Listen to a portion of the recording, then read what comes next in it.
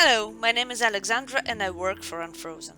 Hello, my name is Bart and I'm your Polish community manager. Our current guest is Lohi, a former professional Heroes of Might and Magic 5 player and current co-founder and co-developer of Ashan Arena.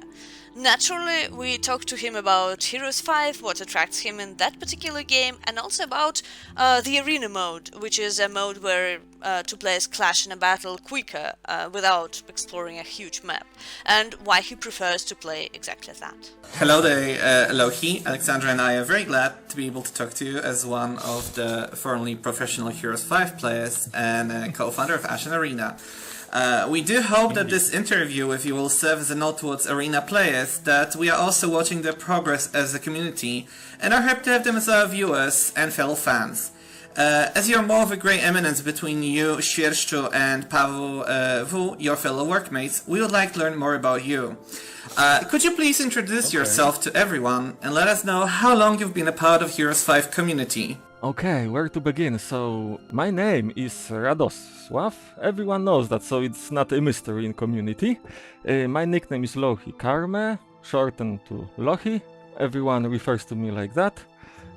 I've been in Heroes 5 community for, properly being part of the community for 5 years. But I've been playing Heroes 5 for, it's been 19 years, I think. From the 2006, when the game came out. Another thing I'd like to talk about is that on your Discord, dedicated to Ashan Arena, we came across your work and the current scope of the project. I'd like to congratulate you on over 10,000 matches this season. Thank you very much. We have also seen some of those matches commented by others, including your fellow workmates. Could you tell us more about Ashan Arena? How did it all start? Let's precise one thing here. Ashan Arena, technically speaking, Ashan Arena is a tourney. The map itself, it's just arena. Everyone confused that, but it is quite confusing. The map itself is just called Arena. Its history began in 2008. It was done by few people. I remember everyone. There was Maniac, there was Albolabris. So they made a duel map. They played on it for 5 years, till late 2013. There was one last tourney, it was called Resurrection. It wasn't even finished. Technically speaking, it's still ongoing. You know? No one formally closed it. People just stopped playing, for whatever reasons. Okay, so to sum it up, you played in the tournament before Ashan Arena, on the map called Arena. And later on, in 2018 or 19, it was 19. Yeah, you grabbed that project as Ashan Arena, renamed it to that, picked the map from 2014 as the last update, and started it anew. Is that correct? More or less, yeah. It's arenas all the way down, basically. Yeah. Well, Ashan Arena, for the first time, the name was used in 2019 to name a tourney. So the tourney Ashan Arena was conducted in 2019 and it was played on the arena map. We're just curious that Ashan Arena is one of the more prominent tournament events in the Heroes scene. It has a lot of viewers, it has reach. But you personally prefer to remain outside of the spotlight when it comes to commentating and you don't play too much anymore. Is there a reason for that? Is that just your preference? Do you just prefer to dedicate yourself to maintaining the project, or...? Well, I'm more of a tech guy, you know, so backend developer, if I can call myself this way, you know. I don't like being in the spotlight. That's not my style. Now let's talk about Heroes 5 and, Heroes of Might and Magic in general. Which was the first Heroes game you played? The first one was Heroes 3, but I have a brief moment while playing Heroes 2. It was back in 2000, well, not 2000, it was 1999, yeah. So I started with Heroes 3, then I learned there was a previous part, obviously, from the title. So I tried Heroes 2, so I just played for, a month, maybe, tops. and I get back to playing Heroes 3. How did you happen to move on to Heroes 5? People usually move from game to game. Well, when Heroes 5 came out, it was 2006. Yeah, 2006. I instantly, when I learned that after, well, let's call a mess of Heroes 4, there's gonna be another one, and it's gonna be on the square tile. So, you know, so I always had the soft spot for chess. You know, I don't play much, but I very like the game. It was like, wow, this game is for me, you know. But then 2006 came, and Heroes 5 came out. I played for a while. It was unoptimized, very poorly balanced. The Necropolis was harvesting any map they wanted. You know, so I played for like few months, half a year maybe, finished the campaign, played some hot seat with friends, and then I get back straight to playing Heroes 3. And I didn't come back to Heroes 5 until the Hordes of the East came out in 2007, but I bought Hordes of the East, but then when I saw the alternate upgrades and all the possibilities it opened with this feature, I fell in love with this game. Have you played Heroes 6 or 7? 6, yes, for very brief time. 7 as well. I mean, I didn't like the mere premise of the Heroes 6. I mean, they missed my favorite faction, so it was -5 points at the start. Then they cut off the resources, introduced the control zones. It didn't feel right. I mean, no, it just didn't. And Heroes 7, at the state it was left in, it's also buggy as hell. You know, of course, that Heroes 5 is less popular than Heroes Yeah, 3 and it is. then HOTA, which is why it's so interesting to hear what exactly draws you personally to it. Like, what are its most appealing aspects to you, and like, why do you love it so much? First of all, I like chess, and I always like the battle in the Heroes. You know, less the map, more the battle. The map was just there, and the map was kind of a mean to an end, and the end was the final battle. So in the final battle, where there are all kind of strategic thinking, planning, live interaction with opponent, you know, not PvE but real PvP, this kind of thing. And I just found Heroes 5 in this regard to be much more complex than Heroes 3. I mean, the battle in Heroes 5, I think I can say it without hesitation, it are by few magnitudes more complex than those in Heroes 3. Like, you can do all crazy stuff with the special abilities of units, special ability of heroes. You can return from the most dire situations.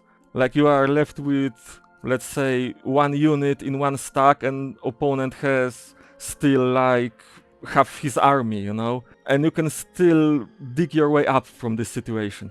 I didn't see such thing happen in Heroes 3.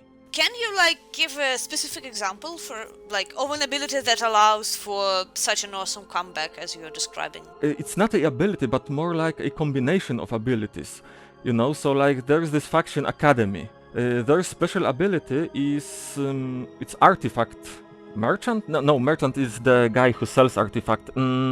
It's artificer. Let's call it artificer, you know? So they can make like mini artifacts for their units. So when you give this mini artifact to your unit, it become more powerful, you know, like a little bit of attack, a little bit of initiative, stuff like that. Your hero is leveling up. You can, from the skill wheel, choose the ability Consume Artifact. So basically when your unit fall, or even when it's standing, you can consume this artifact, so like subtract all those bonuses, but your unit will gain more health points. You know, it can also revive fallen units. So that's one of the main reasons. So with Academy, you never know. You never know if your enemy or your opponent has this skill, and if he does, when is he gonna use it? You know, that's why you have to put your units on top of the fallen units of your opponent. You know, to prevent him from consuming the artifacts and thus reviving half his army in like half a turn. Heroes 5 started off as the first game to continue the series after its acquisition by Ubisoft, and it came up with its own universe called Ashan, and new lore, everything. The aesthetics were also a bit different from Heroes 3, like some units were visually redesigned, and like some factions were changed, and that is something that you really can't miss. So, what are your thoughts on that? Do you prefer Heroes 5 in this regard as well, or do you just only care about pure gameplay? Well, graphic is relevant. I mean, I'm not sure how familiar are you with the Heroes 5 demo, or it was one of the very early access, let's call it early access, version, and the map itself looked differently than it is in the current game. It was 2D, very similar to Heroes 3, like Heroes 3 but with better graphics, The battlefield, from what I remember, has always been squared and in full 3D. And I personally prefer full 3D over the 2D layer, in regard of the battlefield. As for the map, just as I said, the map is a mean to an end, so I don't really care about the map. Let's focus on something you have already talked about, which is the unique faction mechanics, like the trinkets for Academy, dimensional gates for Inferno, necromancy, training, and so on. You also mentioned alternate upgrades in Trails of the East. Tell me, what do you think of them in general? Which feature was the most interesting to you from all of those added? Alternate upgrades are great. They add another layer to the complexity. Though I think it was not the Nival's idea, because kinda alternate upgrades you could do with Heroes 3 with the hero, what his name was, Gelu, I think. Yeah, so he could upgrade archers, the elven archers, to Grand Elves, or alternatively to sharpshooters. He can also upgrade the human archers to sharpshooters, if I remember correctly. But the idea of alternate upgrades is older than Heroes 5 itself. It was Heroes 5 that made such broad use of it, And as for the faction perks or faction skills, I think the Academy has it best, with a consume artifact, with the artifact mechanic itself. I mean, other factions have interesting perks as well, but nothing comes close, in my opinion. So Necropolis has just necromancy, so they rise dead, obviously. Humans can train their units, so basically you change lower tier units to higher tier units, but you already have those units, so they don't bring much to the table, much new, Sylvan has favorite enemy. It's okay, but it just deals more damage to the, to the creature of your choosing. So if you cast a spell, a chosen unit will receive it as well. If it's a blessing, then your second unit can receive a blessing. If it's a curse, well, then it's kinda complicated, because you cannot cast curses on your own units, at least not its standard game, you can modify that, but we're not talking about mods here right now. So yeah, I think Academy has it best in case of the faction skill mechanics, Now let me drag you back to an issue we've touched upon before, and that is modding. So the modding scene for Heroes 5 is actually pretty interesting, and we respect it. But just like you mentioned, it's difficult to get into because the engine is not perfectly suited for this. And from your interactions with other fans of Heroes 5 specifically, and with modding, working with Ashan Arena and everything, what would you say is the biggest issue? Lack of the access to source code. If you want to change something that is hard-coded, you have to find your way around to get to the code that was not intended to be changed by the original creators. So you have to use some third-party tool like Ghidra, IDA Pro, HXD, some deassembly, debugger, and etc. I mean, getting to know those tools is kinda difficult by itself, and then you can also, well, not you can, you have to. You have to learn how to code in a low-level programming language, you know, like the assembler. Because Heroes 5 was written in C++, but all we can have is a pseudocode generated by, you know, some third-party tool. So it's not of very use, you know. We can take some general vague idea of how the original code may have looked like, but it doesn't come even close to the original thing. You know, sometimes you change something and it turns out to be connected with something else, and you're completely surprised with the side effects of your change. You know, like there is this map, this tactical duel map, and one guy changed something about, I'm not sure if it was some artifact, you know, like its effect. And when your hero approached the artifact merchant, you know, to buy the artifact, the game crashed, you know, just by approaching the building. Alright, continuing the topic of mods. The biggest overhaul to the game, Heroes 5.5, allows you, well, added a lot of balance changes, quality of life changes, even some new high tier units. Tell me, Lohi, have you played it? Yeah, I've tried Heroes 5.5. I'm not saying I'm not a fan of the Heroes 5.5, I like it. But in my opinion it went too far with some changes. You know, like examples like introducing 3 different classes for each faction. I mean, basically they allowed every faction to have access to everything. You know, like when you're playing Sylvan, you can have access to dungeon perks, you know, that allows you to cast spells on the immune units. You just have to choose it in the skill wheel, you know, or play different class. It kinda, I know how to say it, erases the borders between the factions. Yeah, what you're basically trying to say is that by adding those additional classes, they erase the limitations between factions, and at the same time make them feel samey, is what you're trying to say, right? Yeah, in my opinion, that's my point. If your ranger can have piercing magic, you know, that was exclusive for the dungeon, well, is he a ranger anymore, or is he dark elf? I mean, who is he? You know, maybe a dark ranger. Speaking of the world of Ashan in Heroes 5, let's talk a little bit about the balance in it. Yeah.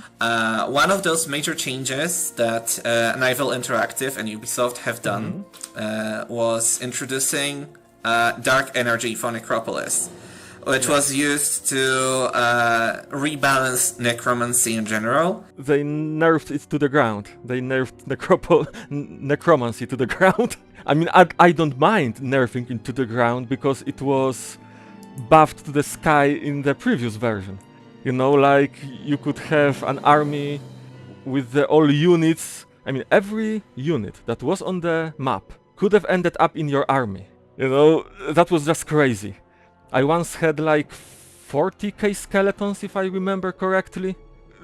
Yeah, and it was a single map. They single-handedly shot out everything. No, those skeletons notwithstanding, do you think like the general balance in Heroes 5 was done well, or do you think there's something that would need changes? Like maybe unnerving necromancy, for example? Well, I cannot really say for the standard maps, you know, because I consider myself a duelist, if anything, an arena player, you know, so I can only say from the perspective of a arena player. Maybe on the map, reversing the dark energy to its previous state wouldn't be that bad. For arena, I mean, dark energy has no place in arena. Like, we make no use of it, like at all. We had to find some ways around, you know, to even make necromancy useful at all. What ways? Basically, depending on the level of necromancy your hero has, it will add him more units, you know, so basically the same as in standard map, but you don't fight with those units, you just get them for free. You know, so if you're like expert necromancer, you will get like, let's say, plus 20% more units. Any other changes you may be thinking of? Oh yeah, man, we changed a lot and we're about to change even more. You know, there's this skill logistics. How can you make use of it on a map like Arena? I mean, it's basically useless, you know, so back in the days, guys came up with the idea that it would give your hero artifacts. Well, it's kinda okay, you know, at least it's not totally useless, but it also doesn't do justice to the skill itself. You know, like, what even has logistics with artifacts? You know where I'm getting.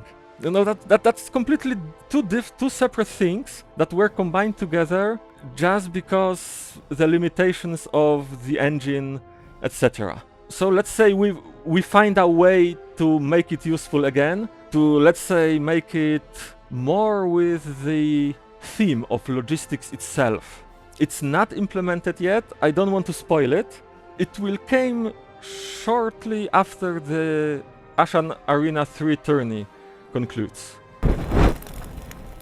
One of the most beloved additions to Heroes 5.5 was the in-game skill wheel, because it meant that finally you didn't have to rely on third-party stuff and like Google a JPEG to figure out which skills you need to take to reach whatever you want. Yeah. So are there any other quality of life features that you would like to see, that you think are important for a game like Heroes? Or that you would like to implement yourself, maybe? The quality of life, there is one thing that for me, from my point of view personally, it's crucial for a lot of competitive gaming. It's the feature that would allow you to save the game mid-battle.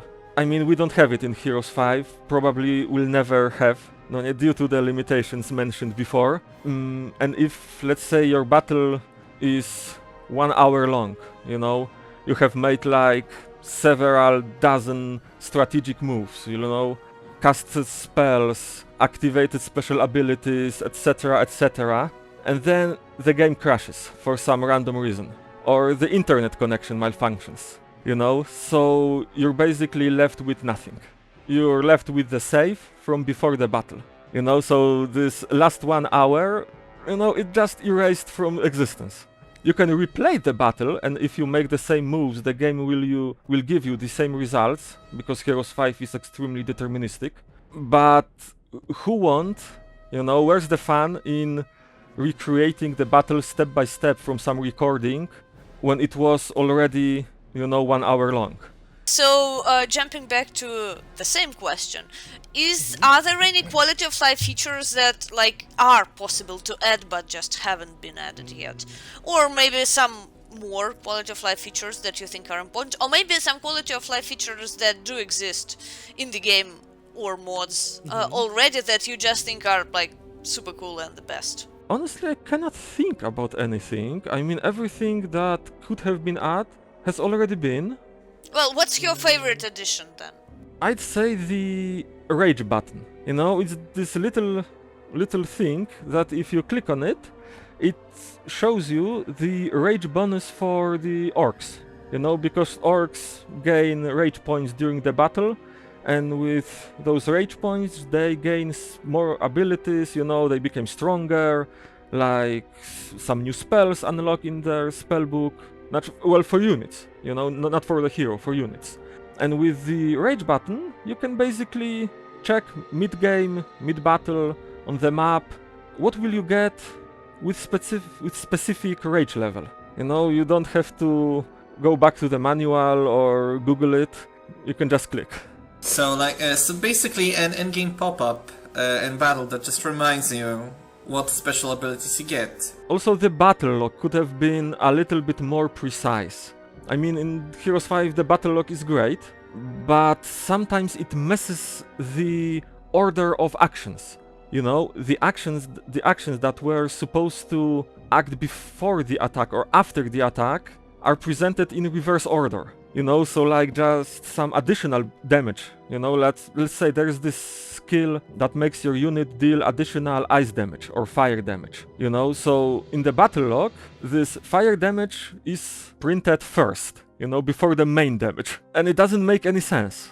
You mentioned automating bureaucracy, so to speak, like gathering the data and the statistics and everything. So in competitive scenes, and I mean various games here, sometimes there are issues with judging, like with whether play was fair, whether, I don't know, there were reasons for a technical restart and everything. Lots of different cases. So have you personally seen any cases where the result of a match was up for dispute? As I said, in disconnection or some kind of an interruption during the match. Yeah, technical issues that prevent players from finishing the game. So it's if it's very late stage, like as I said, like an hour, has passed and they were playing. If they have replay of any kind, then usually you can conclude who would have been the winner eventually. But sometimes it's impossible to say. Like yesterday, I am one of the judges to the Ashan Arena 3, and we were judging the unfinished game between two players, and it was, if we decide as this player won the game, he advances to the next stage, and if the second player won the game, then he will go to the next stage. And we didn't decide. I mean, there were random factions, random elements that determined the outcome. They had to replay the game.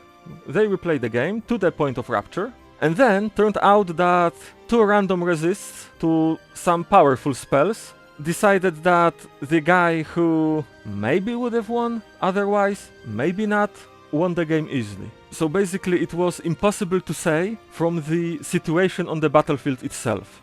Sometimes it is possible. Sometimes the situation is clear. Like the one player is out of mana, he's running on, or fumes, He has like 1 or 2 stacks on the battlefield and opponent has like 100 points, of mana. He can resurrect his units, basically do whatever. So there's no dispute here. But sometimes situation emerges that is just undecisive. I think that we can say with certainty that Ashan Arena's presence as an international Heroes 5 community is growing. Do you believe that one day the project could feature live tournament events, like the ones hosted by H3GG? If you had asked this question like 2 years ago, I would have said no, but today I'll say yeah. With its current growth, if everything goes well and accordingly to our plans, I think it's quite possible to have such events in quite predictable future. Well, that sounds very intriguing. Is this a direction that you would like Ashan Arena to take? Well, we didn't think about it, honestly. I'm just not crossing it out, Yeah, if you see something grows that large, especially we're talking about the game that's been practically dead for like 5 years or maybe even 10 years, and then it, by some miracle string of events, resurrected from the grave and created a vivid and enthusiastic community. That doesn't happen very often, I think. Do you have any immediate plans regarding the development of Ashan Arena, its nearest future? Ashan Arena 3 tourney concludes.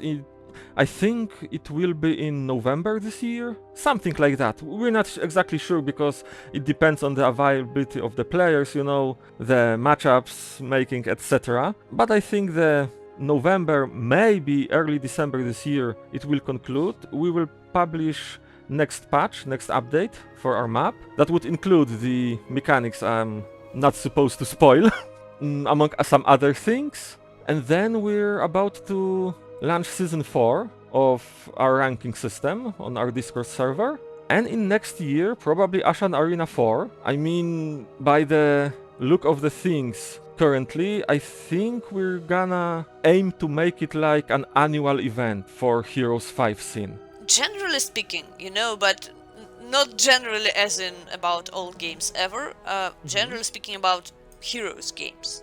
What kind you talked some about the features and aspects of Heroes 5 that you like. For example, the complexity, the combination of different abilities, and this certain level of uncertainty about what your opponent can do.